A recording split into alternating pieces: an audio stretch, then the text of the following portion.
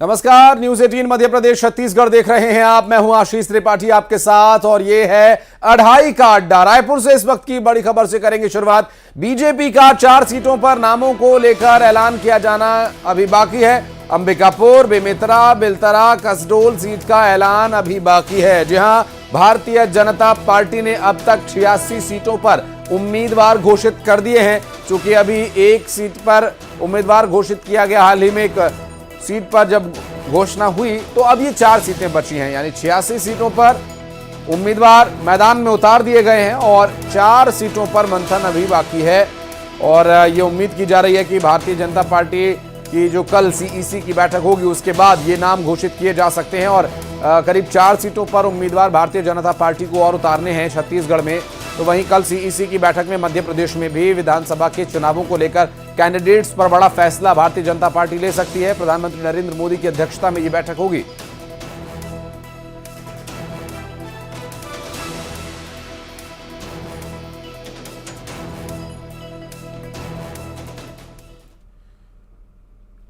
तो दिल्ली में कांग्रेस पार्टी में भी बैठकों का दौर लगातार जारी है। 30 सीटों पर मुहर लग चुकी है। मध्य प्रदेश की 30 विधानसभा सीटों पर और मुहर लग गई है। बाकी बची सीटों पर शाम तक मंथन होगा और 144 सीटों पर पार्टी पहले ही नाम का ऐलान कर चुकी है। तो कुल मिलाकर यह कहा जा सकता है कि करीब 174 सीटों पर नाम घोषित हो जाएंगे। अगर 30 सीटों की घोषणा कांग्रेस पार्टी करती है तो कांग्रेस पार्टी के द्वारा जो अब तक 144 सीटों पर ऐलान किया गया है, उसके बाद 86 विधानसभा की सीटों पर नाम घोषित होना अभी बाकी। हालांकि जो 30 सीटों पर मोहर लगी है उसके बाद ये कहा जा सकता है कि 86 में से 30 और सीटें अगर हटा दी जाएं तो यहां पर बचती हैं 56 सीटें। तो अगर कांग्रेस पार्टी 30 और सीटों का ऐलान कर देती है, 30 सीटों पर उम्मीदवारों का नाम घोषित कर देती है, तो लगभग 56 सीटें कांग्रेस पार्टी के लिए बचेंगी जिस पर कि उन्हें अपने कैंडिडेट के नाम की घोषणा करनी होगी। हालांकि अभी जो वर्तमान स्थिति है, जो वास्तविकता है वो ये कि 144 सीटों पर कांग्रेस पार्टी ने नाम घोषित कर दिए हैं, 86 पर नाम घोषणा किया जाना बाकी है।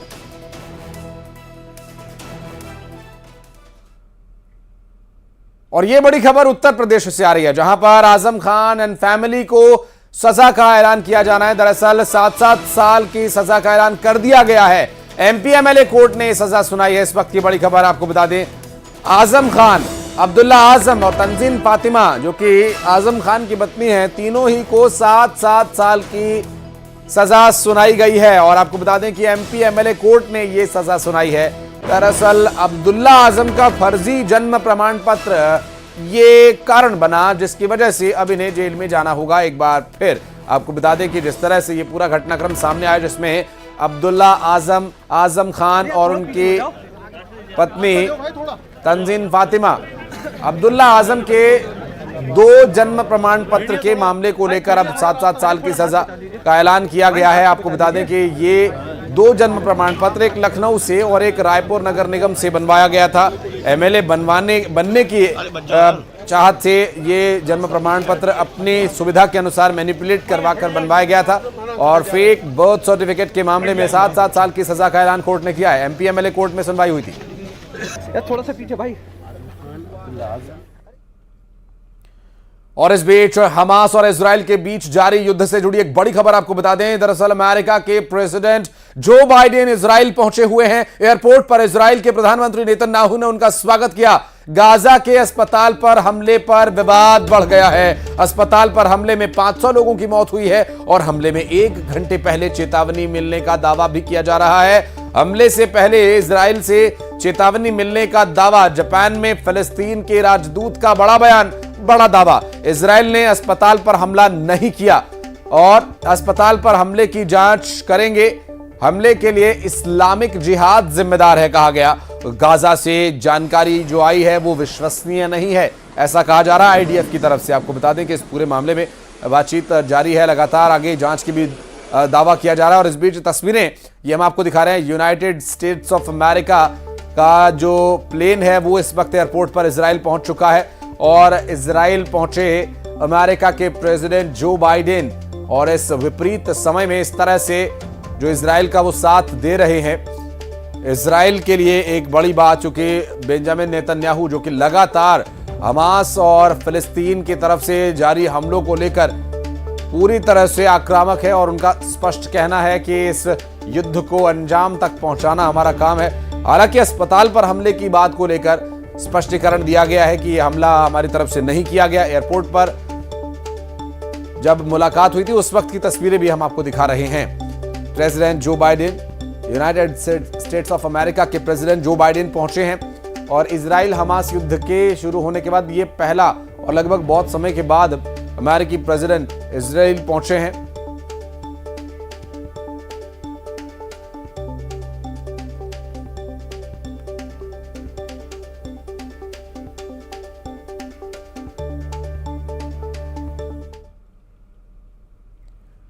दरअसल गाजा के अल अहली अस्पताल में रात के वक्त जब मरीज और तीमारदार सभी आराम कर रहे थे, एक शोर ने सबको दहला दिया। रॉकेट का एक ऐसा शोर गूंजा जिसे कई किलोमीटर तक सुना गया।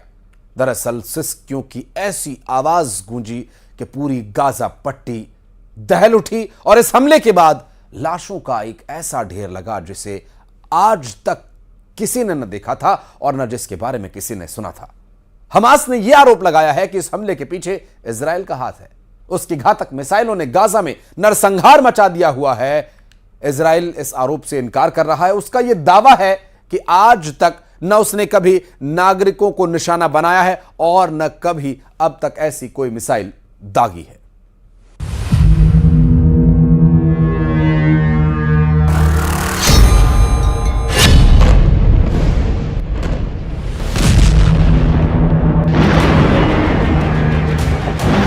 दुश्मन के किले में जब मिसाइल दस्तक देती है तो किसी का नाम और पता नहीं पूछती।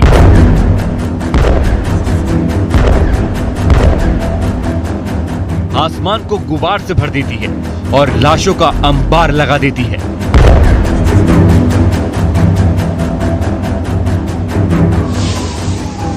ऐसी तस्वीर देर रात गाजा में दिखी जब एक मिसाइल ने गाजा के अस्पताल में बर्बादी का इतिहास लिख दिया।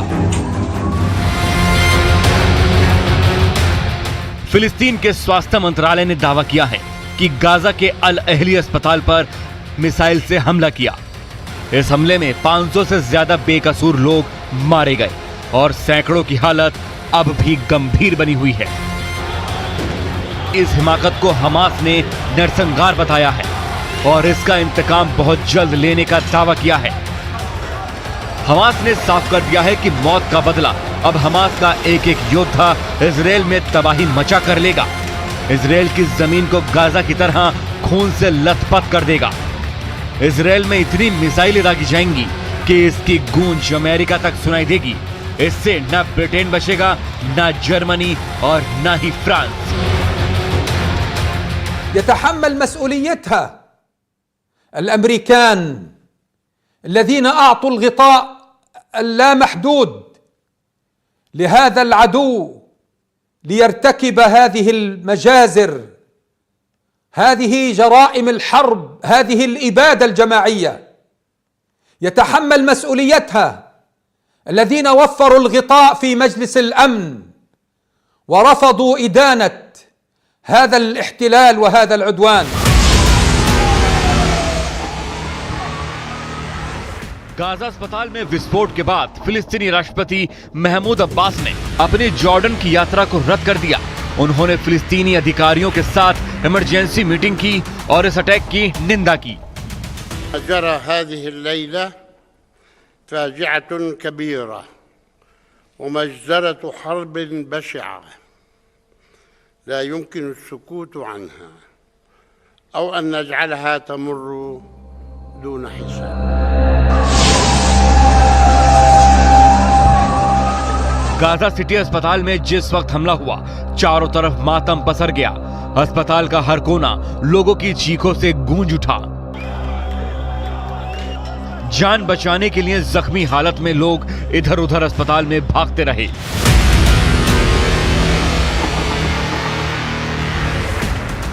जो अस्पताल से बाहर निकल गया वो बच गया, बाकी मौत की आगोश में सो गए। गाजा के अस्पताल में हुए इस नरसंहार को इजराइल स्वीकारने को तैयार नहीं है। उसने साफ कर दिया है कि ऐसी कोई भी मिसाइल को इजराइल ने अस्पताल को टारगेट करके नहीं दागा। טרם יש בידינו את כל הפרטים, אנחנו נבדוק. קשה לעמוד מיד, זו הייתה תקיפה שהייתה לפני זמן קצר, וכבר יש מספרים כאלה, לכן אנחנו נעמוד על הפרטים, נדע את העובדות בצורה מדויקת ונעדכן את הציבור. इजरायली सेना ने तो यहां तक कह दिया है कि युद्ध के दौरान ऐसे न जाने कितनी मिसाइल और रॉकेट दोनों तरफ से दागे जाते हैं जो फेल हो जाते हैं। तो कहीं ना कहीं तबाही मचाने के लिए इजराइल का अब तक ऐसा कोई भी रॉकेट फेल नहीं हुआ जो गाजा की तरफ दागा गया हो। गाजा के अंदर मची तबाही का कसूरवार हमास ही है, जिसके दागे मिसाइल ने वहां के अस्पताल में नरसंहार मचाया और 500 लोगों की मौत हो गई। כיוון שיש הרבה תקיפות של חיל האוויר ויש גם הרבה שיגורים כושלים ויש גם הרבה דיווחים כוזבים של חמאס, נכון שאנחנו נלמד את הפרטים וניתן לציבור את האמת. इजराइल और फिलिस्तीन के अधिकारियों ने एक दूसरे पर आरोप लगाए हैं। इस विस्फोट के बाद वेस्ट बैंक और मध्य पूर्व के आसपास विरोध प्रदर्शन शुरू हो गए हैं। दावा किया जा रहा है कि 2008 के बाद से जारी इस जंग के बीच ये अब तक का सबसे बड़ा हमला था, जिसमें एक साथ 500 लोगों की मौत के आंकड़े सामने आ रहे हैं। वर्चस्व के लिए युद्ध भले ही हमास और इजराइल में जारी हो, लेकिन संघर्ष की इस ज्वाला में दोनों ही मुल्कों के लोग पिस रहे हैं। सड़कें खून से लाल हैं और बर्बादी के अमिट निशान सरहद पर बनते जा रहे हैं।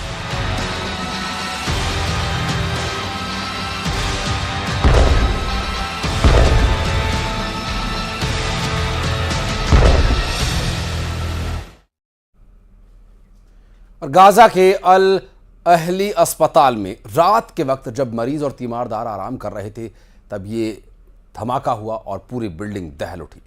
दरअसल प्रधानमंत्री नरेंद्र मोदी ने ट्वीट किया और गाजा के अल अहली अस्पताल में जानमाल की दुखद हानि से गहरा सदमा पहुंचा है लिखा। उन्होंने लिखा कि चल रहे संघर्ष में नागरिकों के हताहत होना गंभीर और निरंतर चिंता का विषय है। इसमें शामिल लोगों को जिम्मेदार ठहराया जाना चाहिए।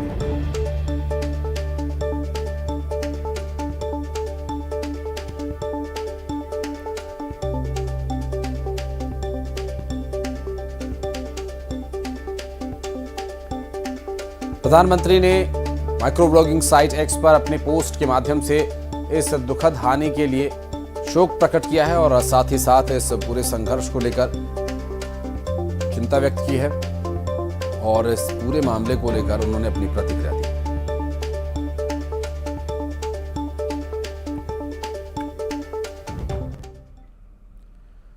फिलिस्तीन के लोगों के सबसे बड़े दुश्मन खुद हमास के आतंकवादी बने हुए हैं, क्योंकि इजराइल डिफेंस फोर्स यह दावा कर रही है कि दुनिया ने जो राहत सामग्री और फ्यूल गाजा के आम लोगों के लिए भेजा था वो आतंकियों के पास पहुंच रहा है और यही वजह है कि इजराइल राहत सामग्री को गाजा पहुंचने में अड़ंगा लगा रहा है।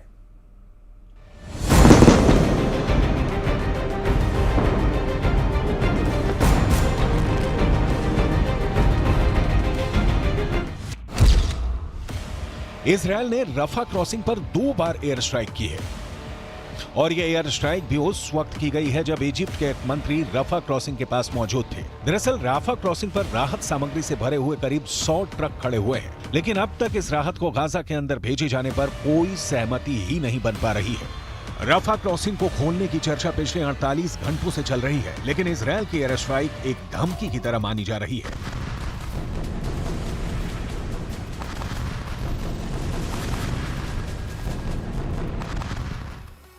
फिलिस्तीन न्यूज वेबसाइट ने यह समाचार छापा है कि गाजा के अंदर कई ऐसे मुस्लिम परिवार हैं जो कि दक्षिण गाजा नहीं जा रहे हैं और उत्तर गाजा पट्टी में ही मौत का सामना करने के लिए तैयार हैं। खान यूनुस के एक ऐसे ही परिवार को बमबारी झेलनी पड़ी है। इस परिवार के कई लोगों की मौत हो गई है। नमाज जनाजा पढ़ने के बाद इस हमले में मारे गए बच्चों को भी आखिरी अलविदा कह दिया गया।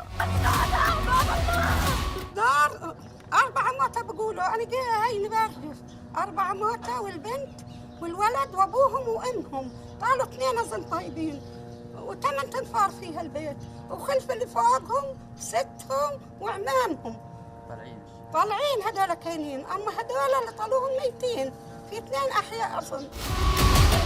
हालात ये है कि खान यूनुस कैंप पर रात भर जिस तरह की खतरनाक बमबारी इजरायल के विमानों ने की है, यहाँ के खान यूनुस अस्पताल में एम्बुलेंसों की लाइन लगी हुई है जिसमें घायलों को इलाज के लिए ले जाया गया है। अस्पतालों में भी इलाज कब तक होगा, क्योंकि यहाँ पर भी बिजली नहीं है और जनरेटर फ्रिज भी बंद होने की कगार पर है। पानी की कमी की वजह से अब यहाँ लोग खारा पानी पीने के लिए मजबूर हैं, जिससे और भी ज्यादा बीमारियां फैलने की आशंका जताई जा रही है।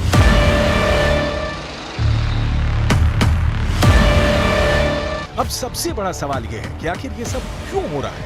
आखिर इस तबाही का जिम्मेदार कौन है? इजरायल पहले ही कह चुका है कि 7 अक्टूबर को हमास ने जो आतंकवादी हमला किया है उसके बाद से युद्ध शुरू हो चुका है और अब अगर कोई लाश गाजा में गिरती है या फिर इजरायल में गिरती है तो उसके लिए हमास ही जिम्मेदार माना जाएगा। इजरायल के एक आतंकवाद पीड़ित परिवार ने प्रेस कॉन्फ्रेंस करके बंधक बनाए गए लोगों को छोड़ने की मार्मिक अपील भी की है।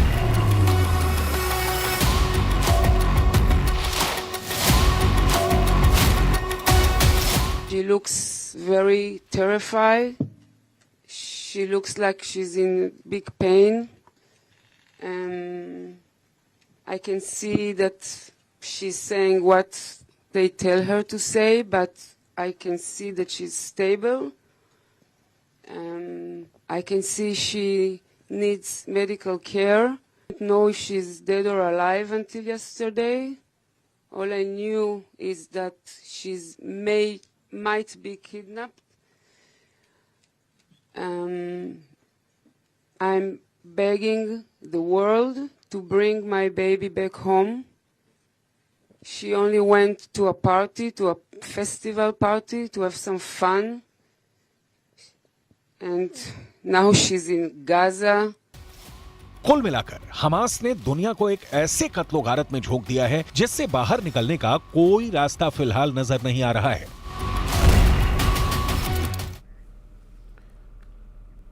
और इंदौर से एक बड़ी खबर आपको बता दें, अब तक के इतिहास में सबसे बड़ा बीमा क्लेम जिसमें परिजनों को 6 करोड़ 14 लाख रुपए की बीमा राशि दी गई। सड़क दुर्घटना में हुई एक शख्स की मौत के मामले में 2019 में दरअसल कौशल अली की मौत हुई थी। इंदौर कोर्ट का इस पर ऐतिहासिक फैसला आया। 4 साल बाद कोर्ट ने इस पर फैसला सुनाया है और कोर्ट में ये मामला चल रहा था और 2019 में कौशल अली की मौत हुई थी दुर्घटना की वजह से और इंदौर कोर्ट ने इस पर ऐतिहासिक फैसला सुनाते हुए इंदौर के इतिहास में अब तक का सबसे बड़ा बीमा क्लेम कंपनी को देने के लिए आदेश दिए हैं। और 2019 में हुए दुर्घटना में कौशल अली की जान चली गई थी। मध्य प्रदेश के इतिहास में सबसे बड़ा बीमा क्लेम दावा किया जा रहा है। परिजनों को 6 करोड़ 14 लाख की बीमा राशि दी गई है। सड़क दुर्घटना में कौशल अली की जान जाने के बाद जब जो इंश्योरेंस कंपनी है उस इंश्योरेंस कंपनी से जब कोई ठीक रिस्पॉन्स नहीं मिला तो इस पूरे मामले को कोर्ट ले जाया गया। कोर्ट में इस पूरे मामले की सुनवाई शुरू हुई और 4 साल लग गए। 2019 से 20, 21, 22 और ये 2023 का भी अब लगभग अंत है और ऐसे में लगभग पूरे 4 साल लंबी लड़ाई चली और इसके बाद अब कहीं जाकर परिवार को जो बीमा राशि दी जानी थी 6 करोड़ से ज़्यादा की बीमा राशि यहाँ पर परिजनों को दी गई है। दुर्घटना में अपनी जान गंवाने वाले कौशल अली के परिवार वालों को ये राशि प्रदान की गई है और कोर्ट ने इस पूरे मामले में बड़ा फैसला सुनाया। परिजनों को 6 करोड़ 14 लाख रुपए की बीमा राशि दी गई है। सड़क दुर्घटना में शख्स की मौत हो गई थी और अब 4 साल लंबी लड़ाई के बाद उन्हें इंश्योरेंस का पैसा दिया गया है। और खबरें आगे भी जा रही हैं। वक्त एक बहुत छोटे से ब्रेक का, जल्द लौटते हैं।